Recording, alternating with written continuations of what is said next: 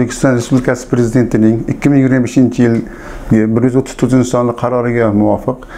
2025-yil 1-maydan 2027-yil 1-aprelgacha ijtimoiy himoya yagona reyestri axborot tizimi orqali bolalar nafaqasi va moddiy yordam oluvchi hamda kambag'al oilalar reyestriga kiritilgan, shuningdek reyestrlarga kiritilmagan, biroq moddiy ahvoli bo'yicha kam ta'minlangan oilalar mezonlariga to'g'ri keluvchi,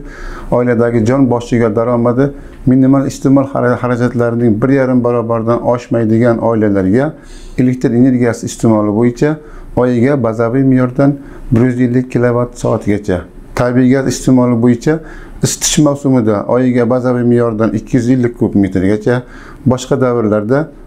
oyiga bazaviy me'yordan 150 kub metrgacha ortiq foydalanilgan qismi uchun bazaviy me'yor doirasidagi hamda bazaviy me'yordan oshgan narxlar o'rtasidagi farq kompensatsiya qilib beriladi.